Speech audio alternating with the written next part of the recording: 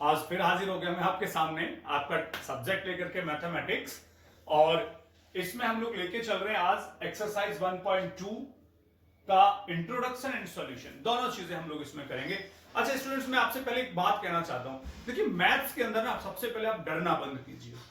Actually होता क्या है स्टूडेंट्स, हम जैसे मैथ का नाम सुनते हैं हमारे माइंड में बिल्कुल फोबिया हो जाता है कि पता नहीं मैथ क्या होगा। मैथ से बिल्कुल भी डरना बंद कर दीजिए, क्योंकि मैथ से अगर आप नहीं डरेंगे तो आपको कोई रोक नहीं सकता, कोई नहीं रोक सकता मैथमेटिक्स में। और फिर टेंशन क्यों ले रहे हो? तो भाई मैं हूं आपके साथ, आपका अपना जाना पहचाना टीचर नरेश शर्मा। मैं बिल्कुल आपके साथ हूं, डेफिनेटली मैं आपको हर पॉइंट पे हेल्प करूंगा। जहां भी आपको लग रहा है कि सर ये टॉपिक हमारे लिए प्रॉब्लम क्रिएट कर रहा है, आप उसका मुझे कमेंट लिखकर भेजिए, मैं एक्सप्लेन करूंगा पूरा का पूरा। तो अब ज्यादा लंबा डिस्कशन ना करते हुए हम टॉपिक को ले लेते हैं बेटा। आज हमारे पास इसके अंदर जो हमारा इंट्रो है उसके अंदर है टाइप्स ऑफ सेट्स। और टाइप्स ऑफ सेट्स के अंदर हम लोग इसकी कैटेगरी डिफाइन करें, कौन कौन से टाइप्स होते हैं हमारे सेट्स के। सेट क्या है वो तो अब तक आप समझ चुके हैं, बट उनमें टाइप्स भी हैं। वो कौन कौन से टाइप्स हैं? तो मैं सबसे पहला आपको टाइप लेकर के चल रहा हूं बेटा, उसको हम कहते हैं एम्प्टी या नल या वॉइड। इसको तीन नाम से जानते हैं बेटा हम लोग। यानी इसको हम एम्प्टी सेट भी कह सकते हैं, नल भी कह सकते हैं और वॉइड भी कह सकते हैं। तीनों का मीनिंग एक ही होता है। एम्प्टी वर्ड से आप समझ रहे होंगे खाली, और खाली का मतलब अगर हम सेट की लैंग्वेज में बात करें तो क्या होगा? A set contains no element. यानी एक ऐसा सेट जिसमें एक भी एलिमेंट नहीं होता है। अब आप सोच रहे होंगे कि सर अगर एलिमेंट ही नहीं है सेट के अंदर तो फिर वो सेट कैसा है? भाई ये भी तो एक कैरेक्टराइजिंग प्रॉपर्टी है इसकी कि भाई जब कोई एलिमेंट नहीं है उस सेट में तो वो भी एक सेट बन गया। अच्छा आप सोच रहे होंगे कि सर वो ऐसा कैसा कौन सा सेट हो सकता है कि एम्प्टी है और या फिर नल है लेकिन उसके अंदर कोई एलिमेंट ही नहीं? क्या पॉसिबल है? बिल्कुल पॉसिबल है स्टूडेंट्स। मैं बताता हूं आपको, एक एग्जांपल ले लीजिए। बिल्कुल एक कहते हैं ना, एक लोग कहावत सुनते होंगे आप लोग, गधों के सींग नहीं होते। बिल्कुल ठीक बात है, गधों के सींग होते ही नहीं है। तो स्टूडेंट्स अगर मैं आपसे कहूं कि गधे सींग वाले गधों का सेट, यानी अ सेट ऑफ एसेस या डंकीज विद हॉर्न्स, यानी जिनके सींग हो वो वाले गधों का सेट, तो आप कहेंगे सर ऐसा तो गधा होता ही नहीं। तो बिल्कुल सीधी सी बात है, ये सेट कैसा हो जाएगा? एम्प्टी सेट हो जाएगा। लेकिन अगर मैं इसको और मैथमेटिकली आपके सामने लिखता हूं तो मैं बोलता हूं a set of natural numbers. Okay, उसमें क्या? नेचुरल नंबर्स कैसा? विच इज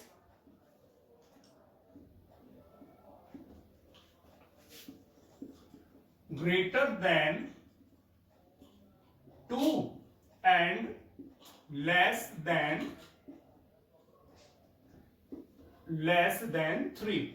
मतलब एक हमने एलिमेंट ले लिया x, हमें एक ऐसा एलिमेंट बताना है। अगर मैं इसको और लिखता हूं तो मैं लिख सकता हूं set a is equals to x, such that x is a natural number. वो नेचुरल नंबर है और x की वैल्यू हमें चाहिए 2 से ग्रेटर लेकिन 3 से स्मॉलर। तो स्टूडेंट्स हमें पता है अगर हम नंबर्स की बात करें तो नेचुरल नंबर्स होते हैं जैसे कि 1 हो गया, उसके बाद 2 हो गया, 3 हो गया, 4 हो गया और ऐसे हम आगे जाते जाएंगे। तो हमने कहा कि एक ऐसा नेचुरल नंबर बताना है बच्चों जो 2 और 3 यानी 2 से बड़ा हो लेकिन 3 से छोटा हो। ये आपके सामने है 2 एंड 3। तो आपको बहुत क्लियर सा पता है कि 2 या 3 के बीच में कोई भी नेचुरल नंबर नहीं आता। तो आप क्या लिखने वाले हैं? No natural number. मतलब इस सेट की जो हमने डिमांड की कि एक ऐसा सेट चाहिए जिसके अंदर नेचुरल नंबर्स होने चाहिए लेकिन 2 से ग्रेटर आने चाहिए और 3 से स्मॉलर। तो आपने कभी ऐसा तो सर कोई होगा ही नहीं, पॉसिबल ही नहीं है। तो बहुत सिंपल सी बात, यही तो आपके माइंड में क्लियर हो जानी थी कि ऐसे सेट को हमको एम्प्टी सेट कहते हैं। तो इसका वैल्यू हो जाएगा इस तरह से। हमने कर्ली ब्रेसेस नोट किया, इसके अंदर हम देख रहे हैं कोई एलिमेंट आएगा ही नहीं। बेटा इसको सिंबल देते हैं, ये जो सिंबल है इसका ये होता है फाई। इसका जो सिंबल हम लोग रखते हैं वो फाई रखते हैं, PHI। और अगर आप इसे हिंदी में पढ़ते हैं तो इस तरह से इसको फाई पढ़ते हैं हम लोग। ये फाई क्या है? ग्रीक लैंग्वेज का एक अल्फाबेट है फाई। तो जो आपका एम्प्टी सेट है स्टूडेंट्स वो फाई हो जाता है। अच्छा, इसके बाद हम लोग दूसरा सेट लेते हैं, सेकंड कैटेगरी ले लेते हैं, और सेकंड कैटेगरी में आता है स्टूडेंट्स हमारा सिंगलटन सेट। सिंगलटन सेट कई बार आपकी एनसीईआरटी की बुक में डिस्क्राइब्ड नहीं है, कोई बात नहीं, बट सिंगलटन सेट भी होता है। देखो इसके नाम से पता लग रहा है बच्चों, सिंगलटन सेट। सिंगल मतलब एक, यानी ऐसा सेट स्टूडेंट्स जिसके अंदर सिर्फ एक ही एलिमेंट होता हो, सिर्फ एक ही एलिमेंट होता हो। मैं अगर नॉर्मली एग्जांपल लिख दूं तो आप ऐसा कह सकते हो कि सेट ए के अंदर कोई भी एलिमेंट लिख दो, सपोज करो आपने 5 लिख दिया, तो मैंने यहाँ पे 5 नोट कर दिया। 5 इसमें कितने एलिमेंट्स दिखाई दे रहे हैं? आपको एक दिखाई दे रहा है, तो ये क्या है? आपका सिंगलटन सेट है। बिल्कुल सीधी सी बात है। ठीक, अगर मैं आपसे बोल दूं, इसी के अंदर मैं आपसे बोल देता हूं कि भाई आपको एक ऐसा सेट बताना है विच रिप्रेजेंटिंग द सन, यानी जिसके अंदर सन आना चाहिए, तो set of sun, SUN sun, SON son वाला बेटा वाला नहीं बेटा, SUN सन। तो अगर आप उस सेट को भी रिप्रेजेंट करते हैं तो हमें पता है कि जो सन होता है वो एक ही सन होता है, सिंगल ही होता है। तो ये भी सेट हमारा सिंगलटन हो गया। तो the set which contains only one element, अगर आप इसको डेफिनेशन लिखना चाहते हैं तो set which contains only one element is called singleton set. For example मैंने कोई भी एक एलिमेंट ले लिया और यहां पे मैंने दिखा दिया कि सन, that can be, that is set singleton set. और स्टूडेंट्स हम लोग अब ले लेते हैं थर्ड वाला, थर्ड सेट। ठीक है, तो थर्ड कैटेगरी में आता है बेटा हमारा इनफाइनाइट सेट। इनफाइनाइट, सॉरी, इससे पहले मैं फाइनाइट लूंगा, फिर बाद में इनफाइनाइट लेंगे, पहले फाइनाइट ले लेते हैं। फाइनाइट सेट, देखो बच्चे इसके नेम से ही पता लग रहा है क्या होता है finite set. A set contains, क्या contains? Definite number of elements. A set contains definite number of elements, यानी ऐसा सेट जिसके अंदर नंबर ऑफ एलिमेंट्स डेफिनेट होता है, जिसको हम आराम से काउंट कर सकते हैं, हमें पता रहता है कि इतने एलिमेंट्स ही इसके अंदर होंगे। तो मैं फॉर एग्जांपल अगर आपके सामने रखता हूं तो 1 2 3 4 5, यानी 5 तक के नेचुरल नंबर्स का अगर आप सेट ले लेते हैं तो वो फाइनाइट होता है। अच्छा, मैं आपको फाइनाइट सेट की एक और प्रॉपर्टी बताता हूं कि फाइनाइट सेट हमेशा फुल स्टॉप यानी स्टॉप पे आ जाता है, उसमें डॉट डॉट नहीं होता। क्यों? फाइनाइट में वही नंबर ऑफ एलिमेंट्स बिल्कुल डेफिनेट होते हैं, या कह सकते हैं हम काउंटेबल होते हैं, तो स्टॉप हो जाता है। और अगर इनफाइनाइट होता है तो वो स्टॉप नहीं होता बेटा। अच्छा, तो ये हमारे सामने आ गया। अगर मैं आपसे कहूं कि भाई set of human beings in this world या ऑन दिस अर्थ, तो जितने भी ह्यूमन बींग्स हैं भाई उनकी काउंटिंग कभी ना कभी तो पूरी हो ही जाएगी, यानी कि हम फिक्स बता ही सकते हैं। तो वो भी क्या है? वो सेट भी बेटा हमारा फाइनाइट सेट ही होता है। तो वो सारे सेट जिसमें जो नंबर ऑफ एलिमेंट्स हैं फिक्स होते हैं, डेफिनेट होते हैं, जिनको हम बता सकते हैं, काउंट कर सकते हैं, बेटा ऐसे सेट्स को हम लोग फाइनाइट सेट का नाम देते हैं। मैंने आपके सामने एक एग्जांपल ले लिया, और एक एग्जांपल ले सकते हो आप, उसमें लिख सकते हो क्या? Set of all human beings on this earth, यानी अर्थ पर जितने भी ह्यूमन बीइंग्स हैं उनका सेट भी बेटा हमारा डेफिनेट सेट, फाइनाइट सेट ही होता है। अब इसके बाद हम लोग नेक्स्ट वाला ले लेते हैं जो कि फोर्थ है और इसके टाइप्स में लास्ट भी है। फोर्थ नंबर पे आता है बेटा इनफाइनाइट सेट। इनफाइनाइट, देखो साफ पता लग रहा है, फाइनाइट का अपोजिट है, यानी नंबर ऑफ एलिमेंट्स जिसके अंदर डेफिनेट नहीं होते हैं। तो अ set contains indefinite number of elements, यानी ऐसा सेट जिसके अंदर नंबर ऑफ एलिमेंट्स इनडेफिनिटली के काउंटेबल नहीं होते हैं, अनलिमिटेड होते हैं, ये कह सकते हैं हम लोग, उसको बेटा इनफाइनाइट सेट कहते हैं। मान लो मैं आपके सामने लिख देता हूं set of all natural numbers 1 2 3 4 5 and so on. तो देखो बेटा ये इनफाइनाइट, और इसके पहले जो मैंने फाइनाइट बताया इसमें भी मैंने 1 2 3 4 5 लिया है, यहां पर भी लिया, लेकिन दोनों में एक बड़ा अंतर है। ये 5 पर स्टॉप हो गया, यानी ये फिक्स है, ये इसके नंबर ऑफ एलिमेंट्स बेटा डेफिनेट हो गए, और इसमें नंबर ऑफ एलिमेंट्स अभी तक डेफिनेट नहीं हुए हैं, फिक्स नहीं है, इसलिए इसको हम इनफाइनाइट सेट कहते हैं। यानी नंबर ऑफ एलिमेंट्स अगर फिक्स नहीं होंगे तो उसको हम, यानी कि जिसमें इनडेफिनिट नंबर ऑफ एलिमेंट्स होंगे उसको बेटा हम इनफाइनाइट सेट का नाम देते हैं। आपके सामने रखा हुआ है, ये देख लिया। अच्छा, ये हमारे 4 कैटेगरीज ऑफ सेट्स हो जाते हैं। इसके बाद हम सेट्स को 2 कैटेगरी में और डिवाइड करते हैं, उनके नंबर ऑफ एलिमेंट्स के और उनकी वैल्यूज के बेस पर। उसमें क्या है बेटा, ये इससे कनेक्ट नहीं है, इसके आगे आते हैं। एक होता है इक्वल सेट्स। इक्वल सेट्स क्या होता है स्टूडेंट्स, ये तो साफ आपको पता लग रहा है, लेकिन उसमें थोड़ा सा सोचने की जरूरत है आपको। 2 सेट्स क्या, A and B are called क्या, इक्वल सेट्स। कंडीशन उनके लिए क्या इक्वल सेट्स क्यों कहेंगे, इफ एवरी एलिमेंट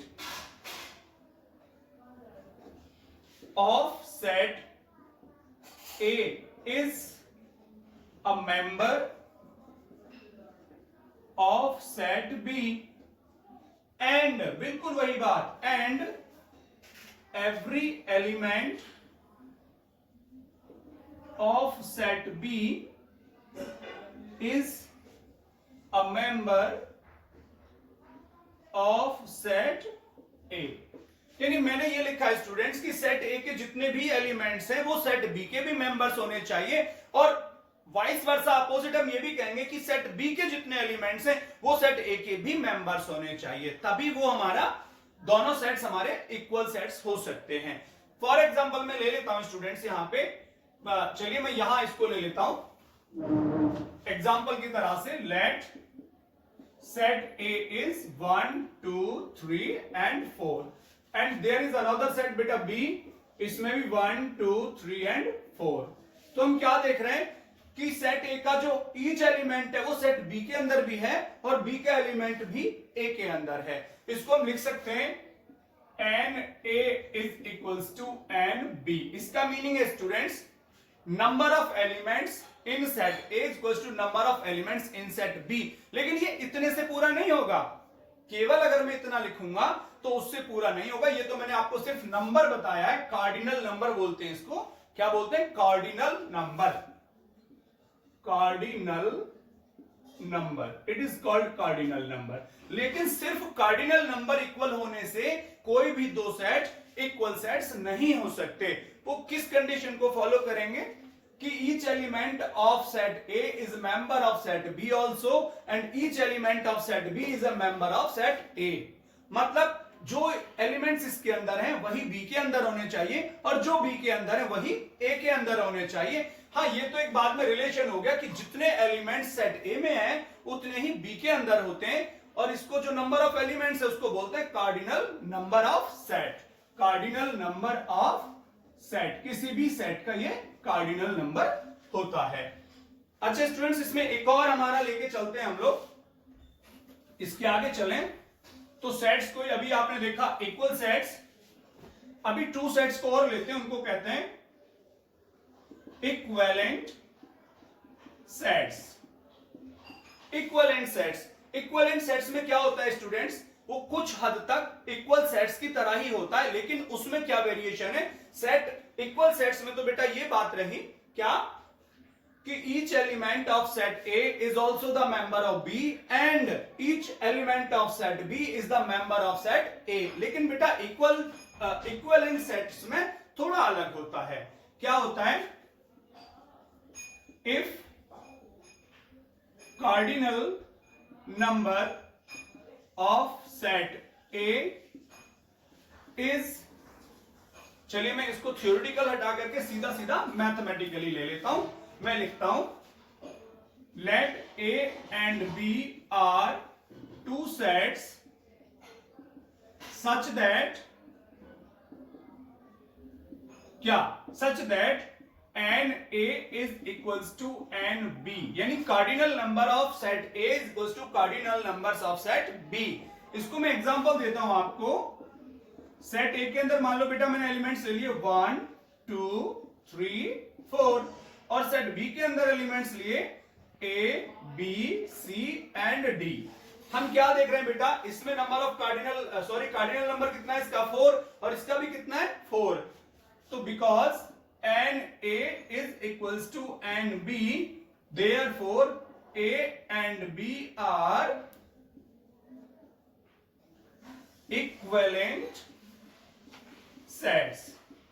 हाँ वहां है, लेकिन वहां इस चीज का इतना इंपॉर्टेंस नहीं है, तो अगर आप चाहें तो इसको हटा दें। ये तो आपको कार्डिनल नंबर बताने की वजह से मैंने नोट किया था।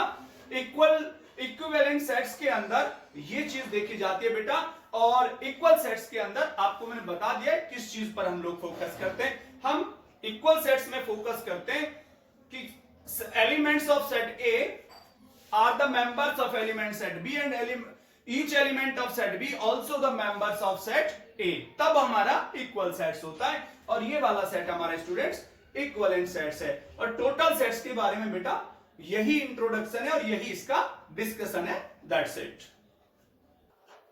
ओके स्टूडेंट्स, वैसे एक्सरसाइज 1.2 में क्वेश्चंस बहुत इजी हैं, अगर आप कॉन्सेप्ट कोई पढ़ोगे तो उसी के हिसाब से सारा क्लियर हो जाएगा। लेकिन फिर भी मैंने इसमें से क्वेश्चन नंबर 4th और 5th को ले लिया है। इसमें क्वेश्चन नंबर 4th में कहा है कि इसके पार्ट है 1 2 3 4 और हर पार्ट में ए और बी दो सेट उन्होंने दे रखे हैं और उसमें पूछा है कि क्या ए और बी इक्वल है, और तो यस और नो पूछा है इसके अंदर सिर्फ उन्होंने।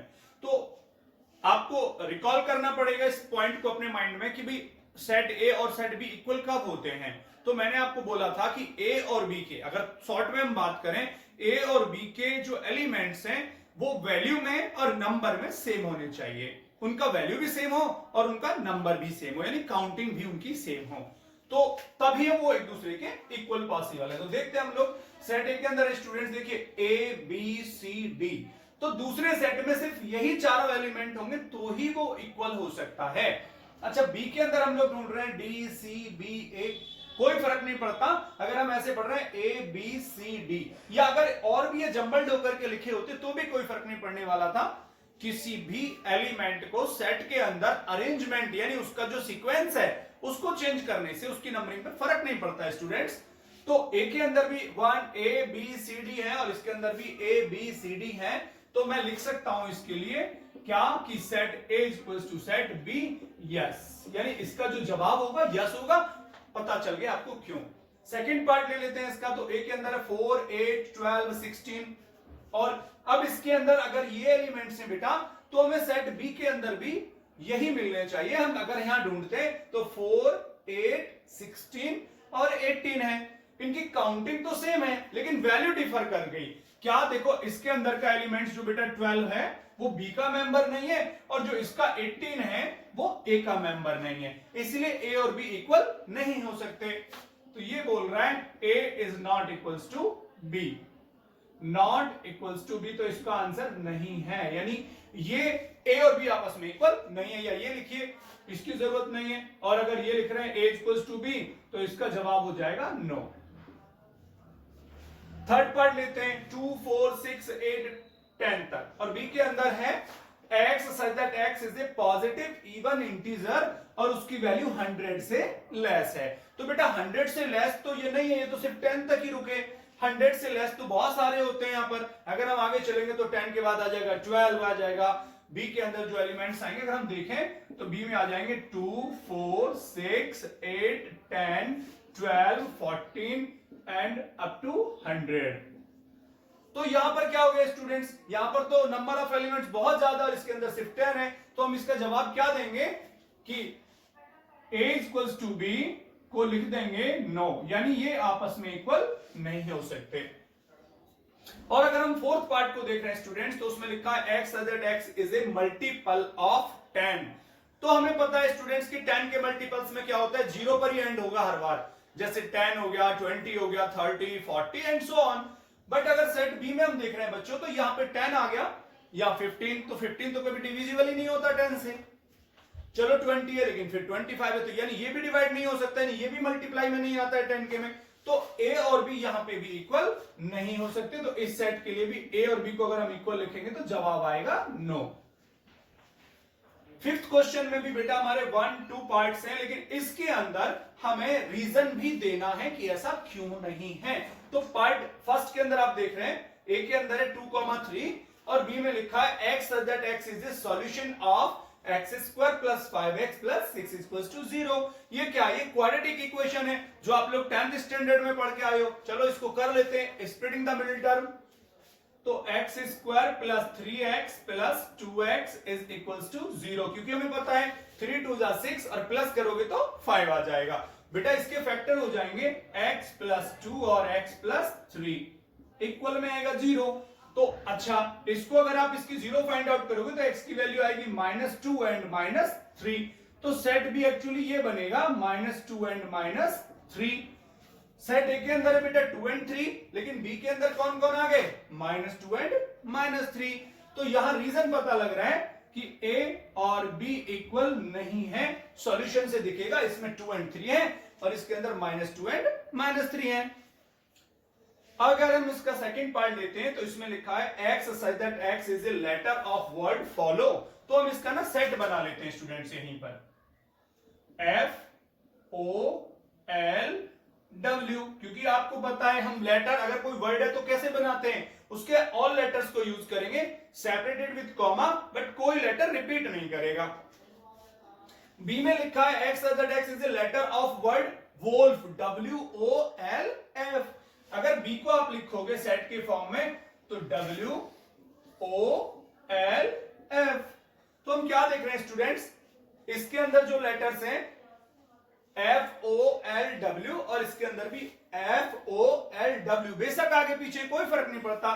तो यहां पर भी हम लोग लिख देंगे, इसको भी लिख देंगे कि A इक्वल्स टू B, और रीजन आपके सामने है बेटा इसका। तो ये सॉल्यूशन है। हाँ, अगर आपको फिर भी इस एक्सरसाइज का कोई क्वेश्चन समझ में नहीं आता है तो प्लीज आप मुझे कमेंट बॉक्स में लिख के दे दें, मैं आपको उसका सॉल्यूशन बता दूंगा। Okay students, okay, that's it.